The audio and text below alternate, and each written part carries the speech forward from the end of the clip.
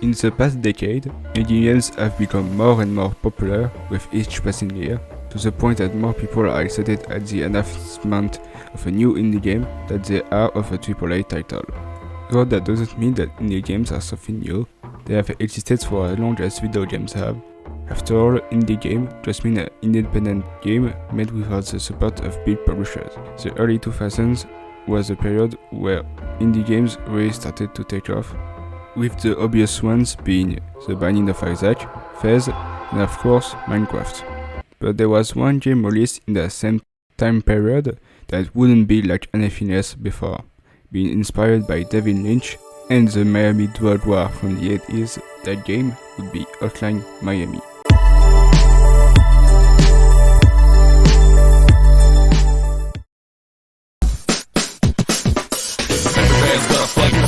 I'm the first to my better shit, thoughts provoke the new era. Come up with terror, but my only rival is my shadow. We run the play back and fix my own error. Get low to the ground, it's getting better like I told you before. Double up a dead road cheddar. L to the J, say stay late, cause my car me with a flush, and I'm the ace. Hotline Miami is a game released on October 23rd, 2012 for PC, then throughout the years on every other video game platform. And yes, that does include the PS Vita. It was developed by two people, Jonathan Soderstrom and Dennis Rodin, and released under the company Denathan Games, which is an acronym of their two names, and published by Devolver Digital. The game was originally supposed to be a spiritual successor of a 2006 game developed by Denathan called Supercarnage, but as development progressed, the final game retains little of the original project aside from the basic gameplay idea of being a violent top-down shooter. Even if I only played the game last summer, I actually have a bit of history with it.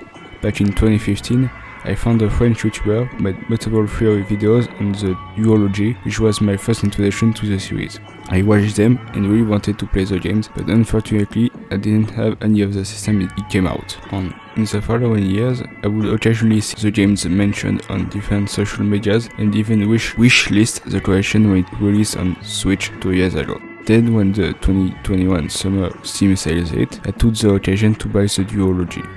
And with the actual game, the title screen plays a comforting psychedelic synthwave song by Sun Arrow.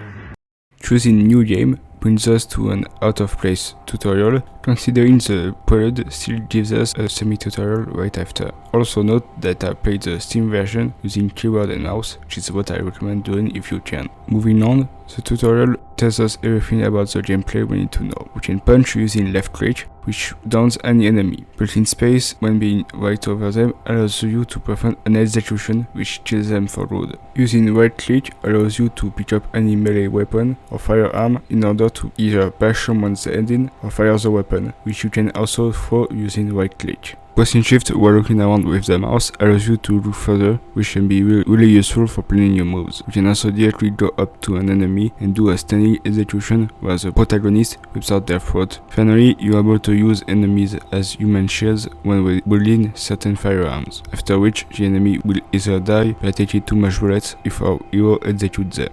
Obviously, weapons work slightly differently from each other, especially guns, but the gameplay variety comes from the level design and enemy placement.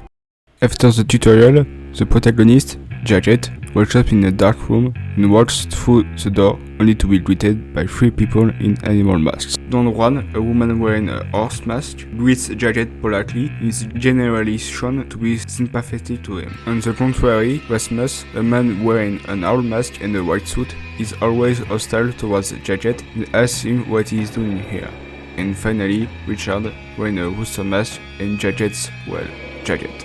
Richard usually speaks in a cryptic manner, this time tells Jacket that they already met before on April 3rd and encourages them to remember their encounter.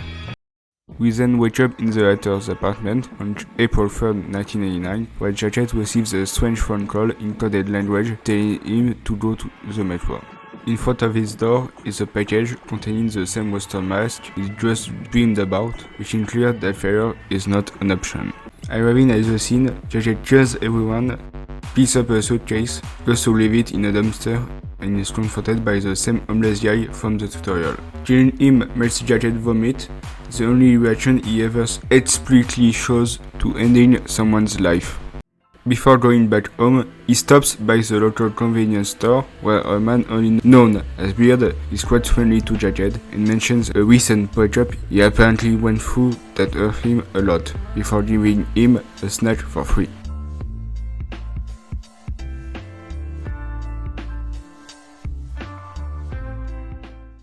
The first two chapters are nothing special, just good introductory levels that presents us to the mechanics and how the enemies behave. It also teaches us something extremely important for the rest of the duology. This game is hard. On your first playthrough, you'll die over and over again, since Gadget is a glass cannon. The enemies may die in one hit from any gun or melee weapon, but so do you.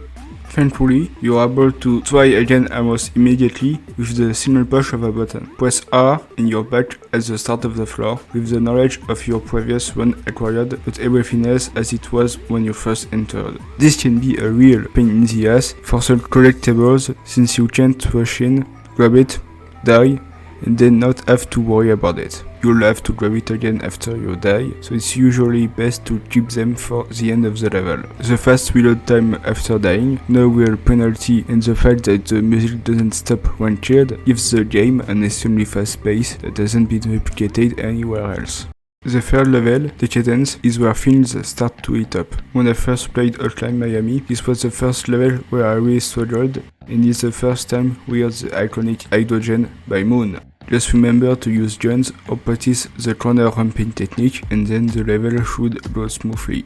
After finishing the mission, a producer rushes from a previously locked room and is killed by Gadget before a beaten up and drugged girl begs him to kill her. Instead, he saves her and brings her to his apartment.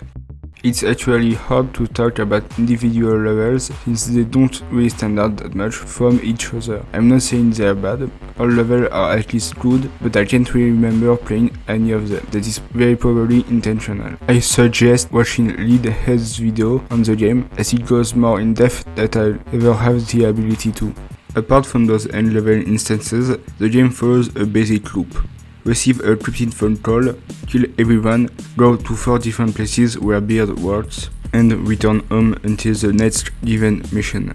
This is willingly done by the developers to disturb the players whenever the routine is broken up, ranging from a new mission but after the current one ended, or dead bodies showing up at Beard's shops. However, there is one major way that the game allows you to change the gameplay: the animal masks. There's 26 of them, 27 if you play on console, each with different abilities, ranging from overpowered to absolutely useless. Apart from getting them through high scores in the different levels, you can find some on dead corpses. Here is each of them in order of which they appear on the selection screen. Richard. This is the default mask and as such has no effect. Rasmus. Allows you to see collectibles more easily.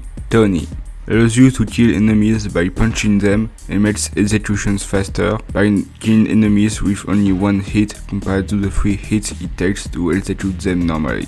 Aubrey spawns more guns in levels. Don Juan, slamming doors into enemies will kill them. Graham makes Gadget walk faster. Dennis gives you a knife at the beginning of the level. George gives you the ability to look further while holding down shift. Since most levels are pretty compact, you can easily see an entire floor with this mask. Ted. Dolls will not attack you, but you still have to kill them in order to progress. Rufus allows you to survive 1 bullet before dying. He's pretty unreliable. Remy gives you a third more bullet for every gun. For example, a 6 shells shotgun will now carry 8 shells. Willem steal enemies' weapons when performing a standing execution on them. Peter makes guns silent.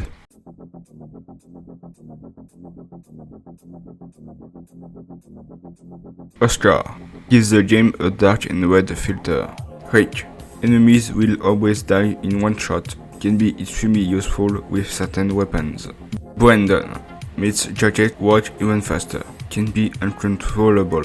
Charlie spawns more melee weapons. Louis Metz Jarchet Order to Detect. Phil donne une mauvaise traduction française durant les cinématiques. Nigel reverses your controls. Earl allows you to survive 2 bullets. Suffers from the same unreliability problem.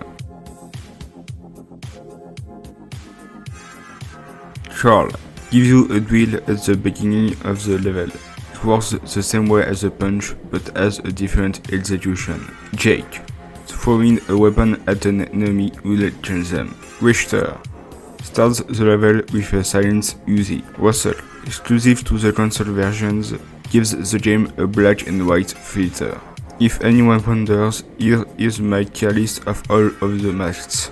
I mentioned dogs as a type of enemy, and yes, mobsters aren't the only people you'll be dealing with. Okay, that's a lie, you'll be almost exclusively fighting identical looking white suited gangsters with either guns or melee weapons. Those can be killed with anything and are able to be downed before executing them, unlike dogs, which can only be killed with melee weapons, guns, or Tony's punches. Finally, the last enemy type is the fat guys who can only be killed using firearms, and they can take a lot of bullets in order to bite the dust. And yes, they're immune to Tony. You can also shoot the fat guys once and let them bleed out, but this can be risky as they might be able to kill you before dying themselves. If you run short of bullets before delivering the final blow, just run away until they expire, as they are a melee only enemy. But yeah, that's the full enemy roster for the entire game. It's definitely very short, so I wouldn't blame you for thinking it dwells on a bit at the end. Thankfully, the game is pretty short, as it can be finished in around 5 hours, even less if you don't die very often and don't go for the secrets. I also mentioned getting a high score earlier in the video, and of course this game has a score system. Killing multiple enemies in 2 sessions leads to a combo, and the window to continue it is pretty strict, which usually leads to you executing an enemy right after your current combo expired, and that is really frustrating. The score is divided into multiple categories. Kills, self-explanatory. Killing more enemies gives you more points. Boldness, stuff like slamming doors into enemies, picking up a weapon or killing an enemy while exposed, gives the most points outside the next category. Combos, self-explanatory as well, longer combos give you more points. Note that a times 10 combo gives more points than 2 times 5 combos. Time bonus, starts at 9000 and gradually decreases until you reach the 5 minutes mark where it hits 0. Only counts the time you took in each successful attempt. Flexibility, a more varied gameplay style gives more points. Counts stuff like door slams, throws, weapon used, executions, projectile kills. Mobility, gives more points depending on the distance traveled in the level. All of the categories mentioned prior add up to a grade which requires a certain fraction of the level's maximum score in increments of 15, going from F-, which is almost impossible to get as it requires under 1/15 of the score, up to A+, which requires 14 out of 15 of the best possible score. Beating a level with a high enough score gives us access to a new mask, the first that we get being Rasmus. Getting high scores also unlocks new weapons such as a katana or Uzi. There's also one thing I can go without mentioning when talking about the gameplay, the soundtrack. You've been hearing it through the video and it's amazing. The wiki describes it as synthwave/electronic music, which gives the game a surreal, almost dream-like vibe. One notable characteristic is that contrary to almost every game ever, instead of having songs made specifically for the game with maybe 1 or 2 licensed tracks, the majority of the OST is concocted of already existing songs, with around 5 out of the 22 tracks being composed for Hotline Miami, and the creators perfectly choose what music will go with what level. Jared's encounters with the animal masks are accompanied by this eerie, discordant and menacing piece that really gives you the impression of being put on trial.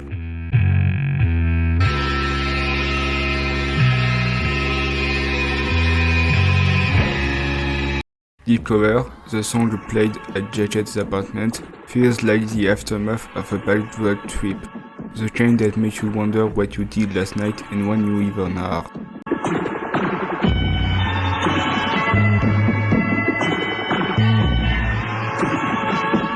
Beard's theme, Daisuke, has a warm and friendly feeling that isn't felt anywhere else in the game.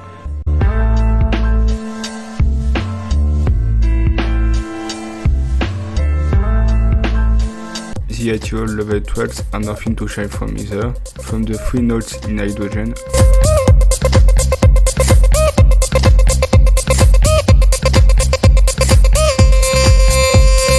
all the way to the themes used by Scattle in Knock Knock.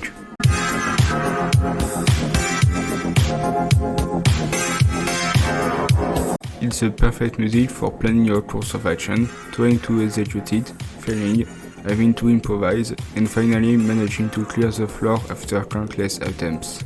Then, the music stops, as it's replaced by the sound of a broken TV.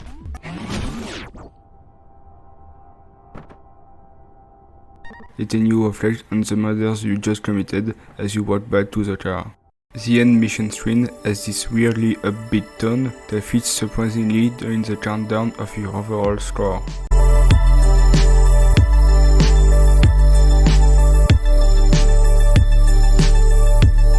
I can't do the music justice with words. The only way to do so would be to just go and listen to the soundtrack by yourself. Another thing semi-relevant to the OST is the sound design. After all, killing everyone wouldn't be nearly as fun if it didn't sound good. There's not much to say in this department, but I felt like I should still mention it. The sound effects are really good. The punch sounds meaty, all the weapons have this mix of realistic but cartoony sound, which fits the overall tone and look of the game. The level and sound effect gives me joy every time I hear it. Like I said, there's not a lot to comment on, but it's good stuff. Now the last thing to talk about that makes it memorable is the story.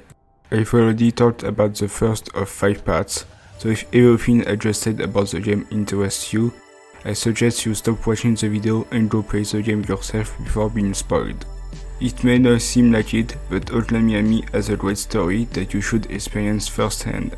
The game full price is around $10 and is usually 80% off, so around $2. Don't worry, this video won't move.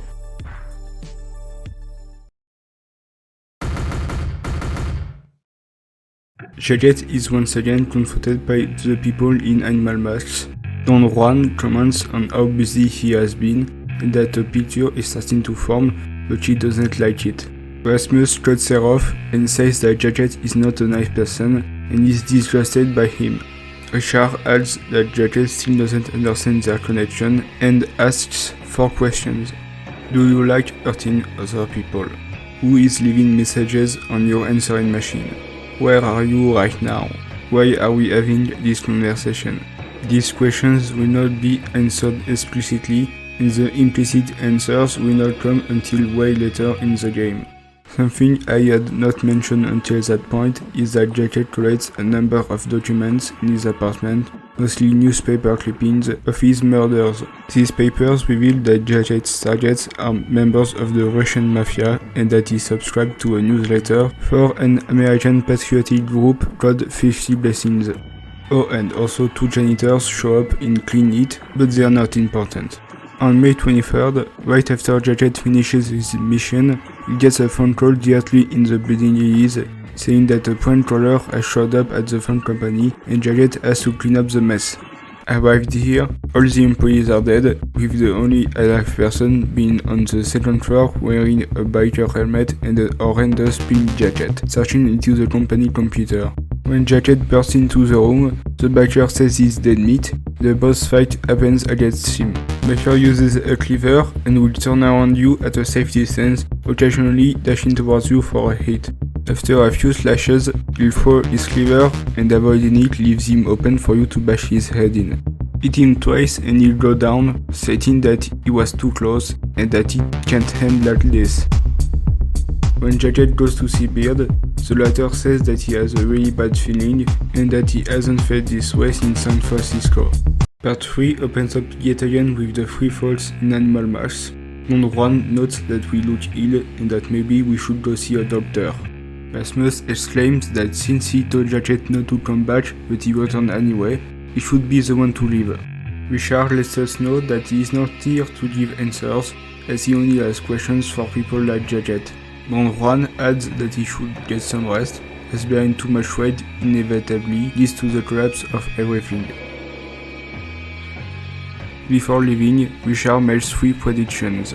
Someone you know might not be who you think he is, something will be taken from you, on July 21st you will wake up in a bigger house. And with that, the 3 send you back to your missions.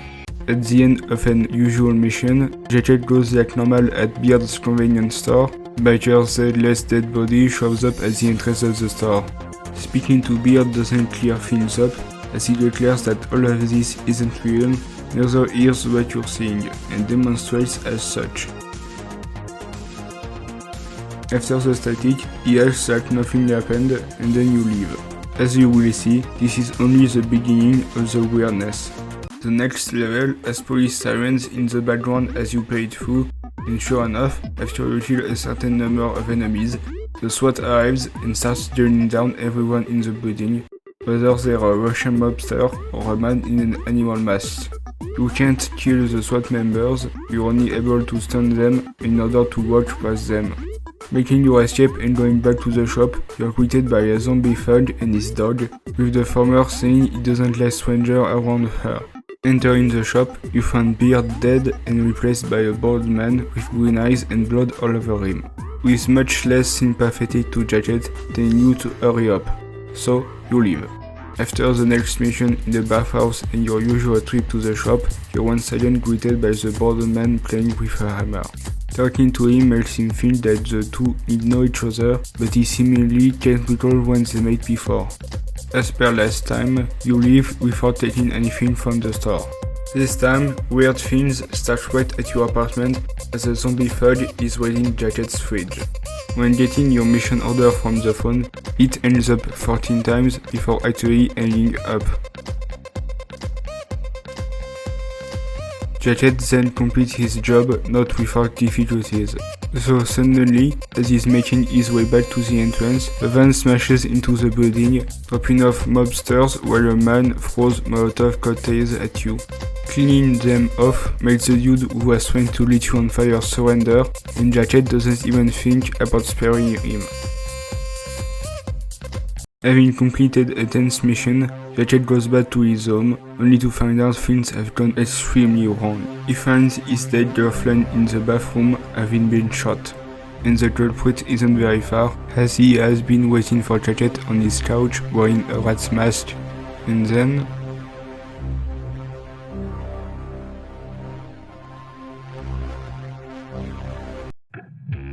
waking up, you're once again face to face with Richard, as he asserts that whatever Jachet does from now on, it will have no purpose.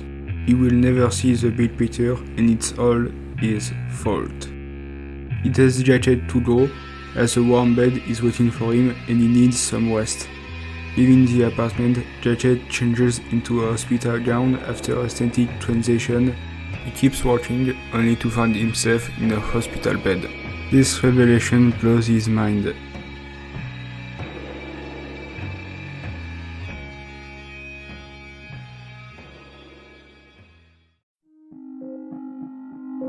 July 21st, 1989, Jachet wakes up in an hospital room and overhears a conversation between a cop and a nurse, stating that Jachet has been in a coma for 6 weeks since the last level happened on June 8th.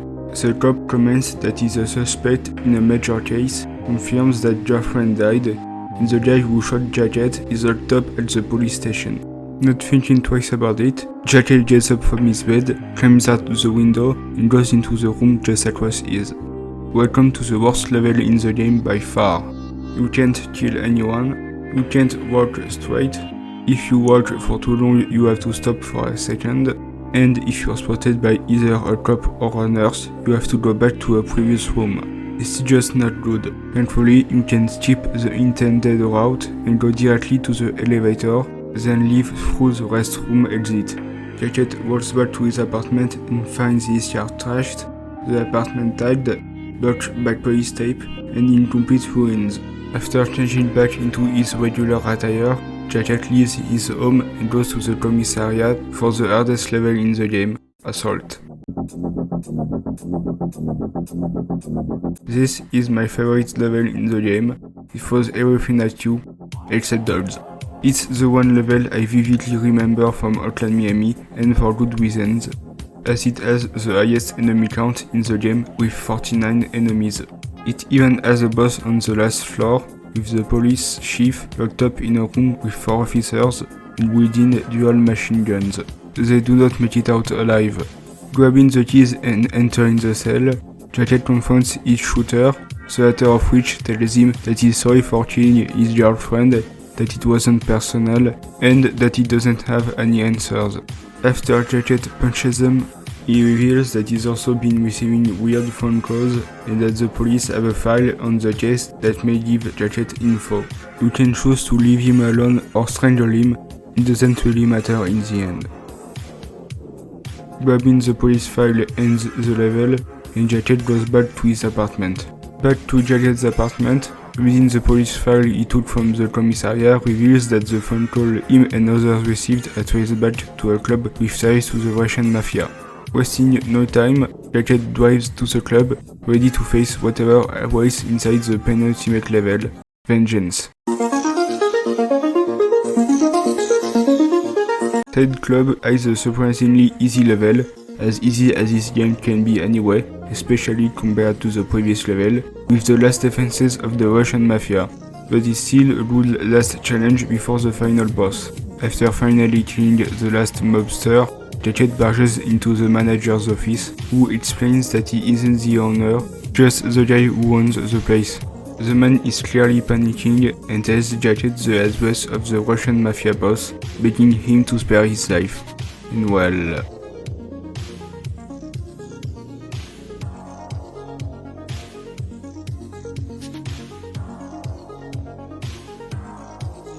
Jacket leaves and instead of going back to his apartment, directly goes to the base of the boss for the final level, Showdown. After entering the building and easily dispatching the first floor, Jacket walks up the stairs to confront the boss of the Russian mafia. The boss knows that he isn't here to chat, sending his 2 painters to kill our hero, but they are made short work of after Jacket kills them with a trophy picked on the side. The boss then sends his bodyguard to kill him, which doesn't do a better job. After executing the bodyguard, the boss begins to fire on Jacket with double submachine guns. While the boss reloads, Jacket has a chance to throw the bodyguard's knife at him, prompting the boss to drop his guns. The latter can guess where this is going, so he kills himself in order to not give Jacket the pleasure of finishing him. The silence is interrupted by a phone call of an old man, complaining about the noise that was made. Jacket grabs the pistol the boss just used and goes up thanks to the elevator, only to find the grandfather, presumably the previous boss of the Russian mafia. The old man asks if Jacket was the one to cause the ruckus and asks what's his business here, only to skip the details and reflect on his horrible actions and say that nothing matters anymore, and to just finish what he came here to do. Jacket kills the grandfather and walks over to the balcony, taking off his mask, and starts smoking a cigarette.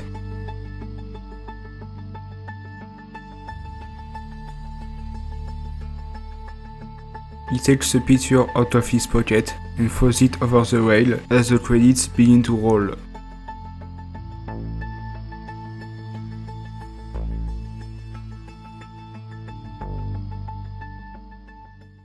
But then, the game rewinds back to May 13th, the date of the level Clean Hit, now following the perspective of Biker. Remember him? Yeah, that guy. Well, turns out he has been getting the same phone calls Jacket had, but he wants out, so he contacts the guy who got him into this mess, checking him for answers. The man tells Biker that there's a guy in a Chinese restaurant who knows more about this, and that Biker should not mention his name as he's good as dead. The restaurant is one of the easiest levels in the game, consisting of only one floor and 8 mobsters. Quickly dispatching the guards, Biker makes his way to the technician in the back room, the latter of which reveals that he doesn't know who are the people behind this, but he does know that they are using Phone Home to erase their trail. The masterminds also seem to have some sort of political agenda, though the technician can't tell us more. 3 days later, Biker receives a phone call signaling that he hasn't completed his last mission and this is his last warning. We can also see that he has subscribed to the same newsletter for the organization 50 Blessings that Jacket did, probably to buy himself some time and lower the suspicions of whoever has been giving him missions. He goes at the given assignment. Biker finds himself at a Russian arcade, easily cleans up the place, and then goes back to his apartment. May 23rd, following a wild night, Biker gets a new phone call, but disobeys the orders given and instead rides over to Phone Home. Here is the only instance of optional kills in the form of the employees. They're unarmed, won't try to attack you, and you can clear the level without killing a single one. Well, except the manager, but he probably overworks his employees, so it's okay. In his computer, Biker finds the address where the phone calls came from, only to be interrupted by Jacket. It's not very hard. A day later, at his apartment, Biker receives one last phone call. A death threat from the ones beyond the missions. He ignores the threat and rides to the address that he got the day prior. In it, he finds the janitors from Clean Heat. Biker tries to interrogate them, but they don't give him any answer and basically tell him to go fuck himself. You can choose to either kill or spare them, it doesn't really matter, because in the end, Biker will just leave the scene and flee to the desert as another credit sequence plays. Now that's not totally it. Throughout Jacket's levels, you can find small purple pixels. Picking them up reveals a letter. There are 16 of them in each level from the metro up to Showdown. In the pause menu, there's a puzzle option where the letters show up and you can rearrange them into a sentence. You can't fail, so you can just try every letter for every frame until you get the correct sentence. I was born in the USA. After solving the quote-unquote puzzle, you can get back to the final Biker level and have him interact with the computer, the janitor's base, which reveals their plan and allows Biker to have a talk with them. His interrogation reveals that the janitors are part of the patriotic group 50 Blessings, who recruits people that have a hatred for Russians and then threaten its members like Jacket and Biker to do their dirty biddings by sending them to exterminate Russians in order to topple the Russo-American coalition. But Biker comments that he has no interest in politics, and afterwards the normal ending sequence plays.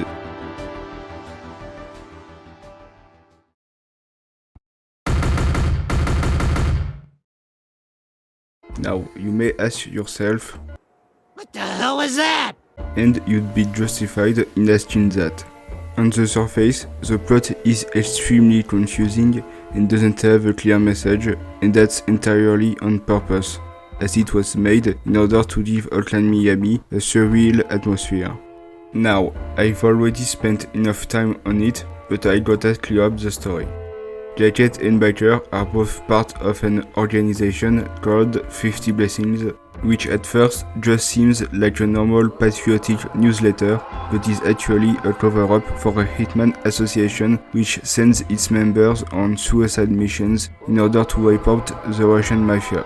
Throughout the game, in certain levels, we could pick up masks from dead bodies, which are other members of 50 Blessings that failed their task.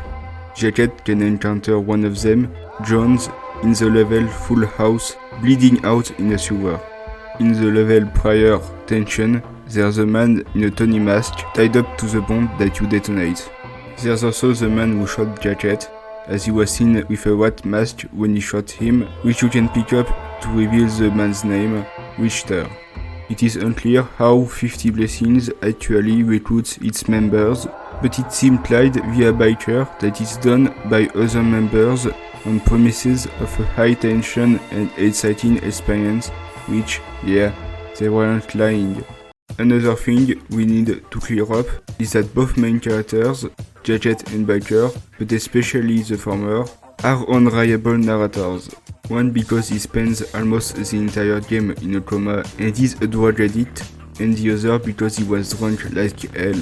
The reason I bring this up is to make sense of their fight in Chapter 7, which I, like many others, originally thought that Biker winning was just a what-if scenario, and that he died on May 24th by the end of Gadget. You could also think that Gadget is the one who was killed, and that Biker's story is canon. But the truth is that neither of them died, but both think that they killed the other, since they never see each other after that event. While Gadget seems to be somewhat aware that he didn't kill Biker, as mentioned by Beard in Push It, Biker doesn't have the same awareness and doesn't know that Gadget lived, at least by the end of his story. And since I just mentioned him, let's talk about Beard. All of these appearances are when Gadget is in a coma for the first two parts, before being killed by Richter, who replaces him in part 3. He seems to be quite friendly to Gadget, the only person who is explicitly nice to him in the entire game. Beard is constantly giving free stuff to Gadget and insists that they're on the house. The two also seem to have a history together prior to the events of the game, as Beard knows that Gadget has just lived through a tough breakup right before Hotline Miami starts, which explains why he keeps appearing during Gadget's coma. Beard also serves as a way to bring Gadget back to reality a bit while he's at the hospital, by telling him that he didn't actually kill Biker, or that nothing of what he sees when he visits Beard is real. Before being killed by Richter, a sign that Gadget's routine will be broken by that very same man. And since Beard only appeared during Gadget's coma, we can't be sure that he was even real, or at least if he talked to Gadget at all during the events of the game. One important thing about the first Hotline Miami is that none of the characters are given names. They're all called by nouns: Gadget, Beard, girlfriend, Biker, etc. Even the assassin who killed girlfriend, Richter, is only named like this because that's what his mask is named after you pick it up. Even the three people in animal masks are only given their name because that's what the masks are named. Now is the time to talk about the main protagonist, the man of the hour, the cult master, Gadget. Don't worry to the other protagonist, Gadget is completely mute, not saying a word in the entirety of the game, at least from our perspective. In universe, Gadget does speak to the other characters. Not a lot, but he does. Gadget also has a NES in his apartment, meaning that he's a gamer, which explains why he hates Russian people so much. So it may seem like Gadget is an emotionless killing machine from his mission, he is known to have some amount of empathy, given that he did have a partner before the events of the game. He saved a girlfriend from the producer, and the two are implied to get closer romantically over the course of the game. This can also be seen in the fact that Gadget's apartment gets cleaner throughout the game after Decadence, and according to the developers, it's all Gadget's doing. These are some of the signs that make it clear that despite all the killings he did, Gadget is still a human being with emotions, despite not showing them at all. Remember when Gadget vomited after killing that homeless guy even though he killed like 10 people before? Well, I believe that's because Gadget kind of blacks out when he puts on the animal masks as a sort of way to not fully comprehend what he does. But he took off the mask after killing the homeless guy, and it all hit him. And unlike the mobsters from the metro, he didn't have to be killed. After all, the only crime this man did was be present after Gadget finished his mission. It is also made clear that on some level, Gadget knows that the Russian mafia isn't the one pulling the strings, that there's a bigger picture to all of this, but due to untold reasons, most likely a personal vendetta, due to him being part of 60 Blessings, he doesn't question it any further, and just goes to kill the boss. So it is important to note that Gadget is implied to be a drug addict, as shown by the lines of cocaine in his apartment and by the whole psychedelic aesthetic of the game. This, coupled with the fact that the first 3 parts of the game are shown through the eyes of a Jacket suffering from a coma and trying to remember the events up to that point, makes it clear that to a certain degree, Jacket is an unreliable narrator. Though, much like the bigger picture, Jacket seems to be aware on some level that he didn't kill Biker. Since I just mentioned his name, let's talk about the other protagonist, Biker. Due to only having 4 levels compared to Jacket's 16, we don't see him as much, but he still has ample time to leave an impression. First of all, unlike Jacket, Biker actually talks, and while not very clear, he does give a motivation for all the things he has been doing. The man in the pig mask approached him and introduced 50 blessings because it was exciting and he was simply bored. But wants out because it's way too risky of a job, notably due to the political nature of certain hits, such as the one he didn't go to that Jacket took in his place. This can also be seen in the end of his campaign, where he ends up fleeing Miami to the desert, since an assassin organization doesn't take it very well when one of its members tries to quit. Much like Jacket, Biker is an unreliable narrator to some extent, as he misremembers the fight against Jacket, giving him a fair chance to live before the battle, and easily dispatching of him without Jacket putting up much of a fight. But unlike Jacket, Biker never questions the outcome of their brawl, and thus is certain that he obliterated Jacket. The final time we see Biker before the credits is in the final level, Resolution, before confronting the janitors. Let's put aside the discussion they have if you don't discover the password for now, and focus on their chat if you solve the puzzle. As a quick refresher, the janitors reveal their plan to Biker, which is to destroy the relation between the USA and Russia through the Russo-American coalition, by killing as many Russians living in America as possible, by hiring patriots ready to die for their country. This apparently includes Biker, but as he says, he's not interested in politics. This means that every 50 Blessings member, minus Biker, is an American patriot with a similarly deep hatred for Russians, enough to go on suicide missions. Because what you need to remember is that throughout the game, excluding Jacket and Biker, we see 9 operatives, 6 of which were killed in missions, 1 you can choose to kill, and the last 2 probably being silenced after talking to Biker. Realistically, Biker and Jacket should not have made it out alive. They are both extremely lucky to have made it as far as they have. This also gives us insight into the possible motivations of Jacket, as like previously said, we are never told anything about why he decided to go on murder sprees. We can speculate that he blames the Russians for an event that happened in his life and wanted to perpetuate his revenge against them. Maybe his ex-girlfriend left him for a Russian guy. I've talked about the in-universe events for quite a while now, but Hotline Miami also tackles another topic, something way more meta, and I think it's time we focus on it.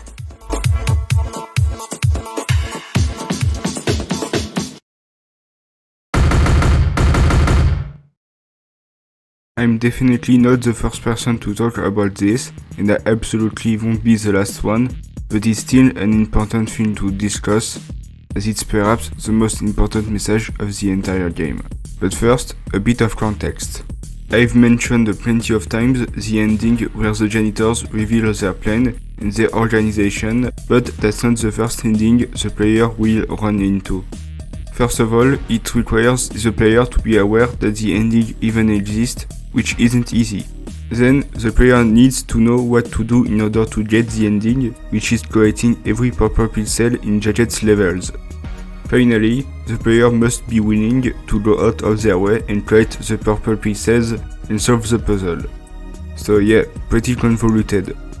All of that means that the first ending the player will run into is the developers of the game, Jonathan and Dennis, quite literally talking to the player as the janitors are based on them.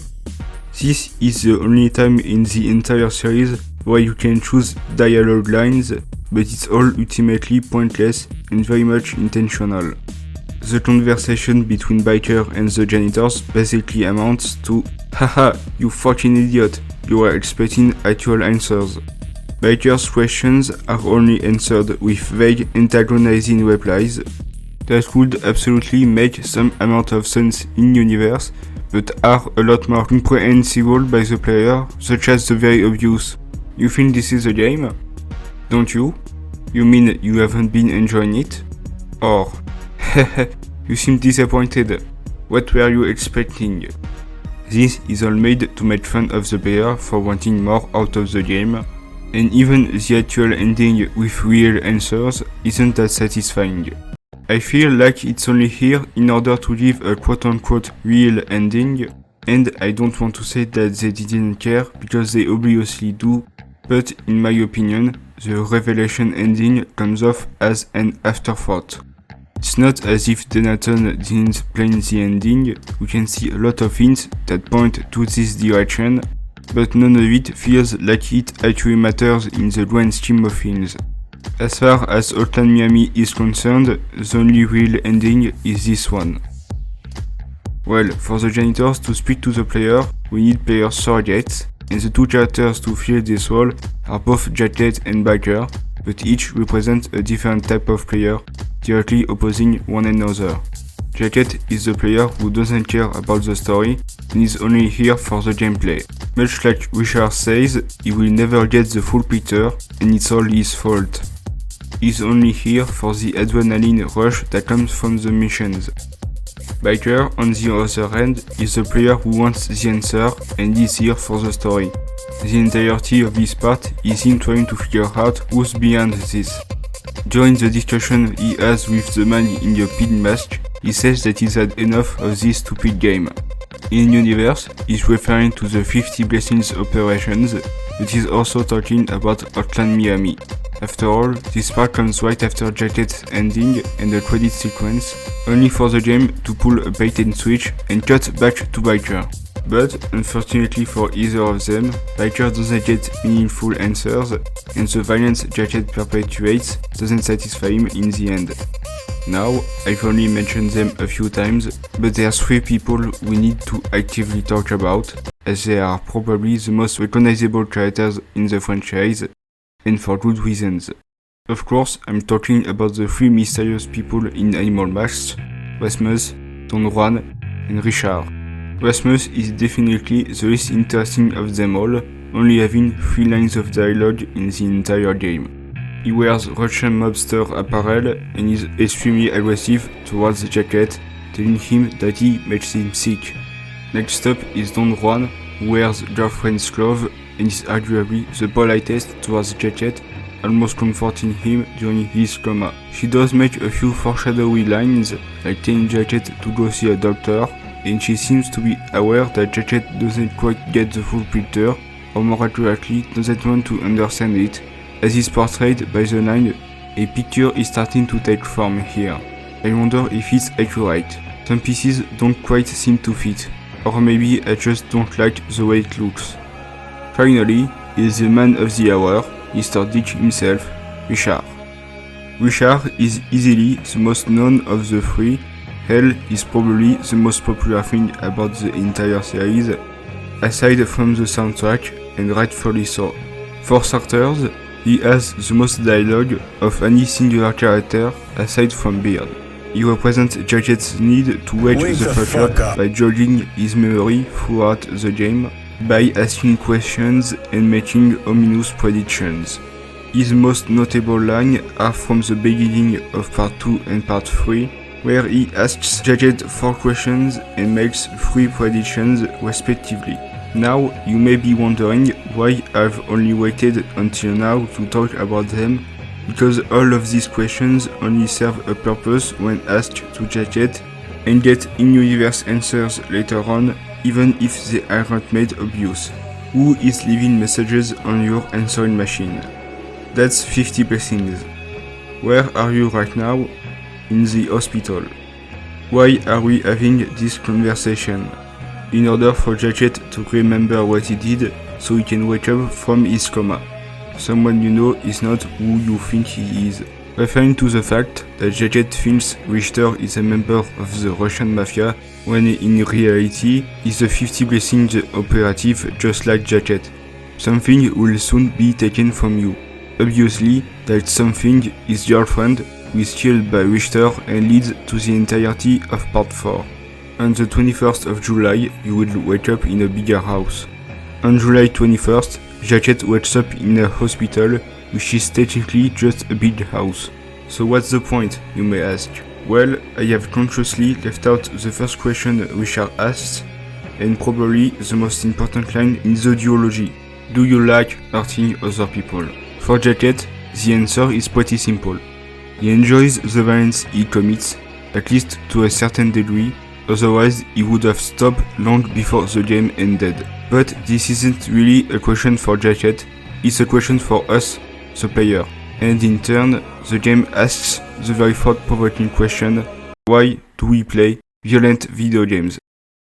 This isn't a question with an easy answer, hell, it won't even be the same answer for everyone. Most people have a very different reason to play these types of games, and even violent video games have very different genres. Like, you're going to tell me that GTA San Andreas, Doom Eternal, and Mortal Kombat 11 are similar to each other? There's no right or wrong reason to play violent video games, and there's an infinite number of answers to the question of why do we play them. But, to me, violence in video games must serve a purpose. That's the difference between the original Postal, a game about the descent into madness of a paranoid man who thinks the world is infected by a disease that turns people violent, and Hatred, something that tries to be the edgiest game possible on the excuse of satire, but is extremely boring because of it. Mortal Kombat and the latest Doom games justify their violence by making it completely over the top, and sometimes even cartoonish on purpose. In either case, with the fast-paced shooting of Doom Eternal, or the nervous combat of Mortal Kombat, violence is not the main focus and is only a bonus. Sure, both have essential mechanisms tied to extreme violence, such as glory kills for Doom and fatalities in Mortal Kombat, but those two mechanics could still even exist without the blood and guts. Even the GTA series, which is probably the most realistic of the games mentioned here, has a message with its violence, and a pretty simple one at that. It's a critique of real-world violence, specifically in the American society. GTA is only a mirror, albeit an exaggerated one, of our society. I haven't talked about the game's graphics, and while they're nothing outstanding, just good pixel art. If Hotline Miami had a realistic style with 3D models akin to Postal Riddles, or well, since I've talked about it, Hatred, there's no doubt that it would cause as much or even more controversy than these two did. A reminder never hurts that I'm obviously not the first person to make this kind of analysis of the themes of the game, and I certainly won't be the last. After all, this is only one of many faults people can have on this game. Side note, that's the most I thought about Hatred since it came out.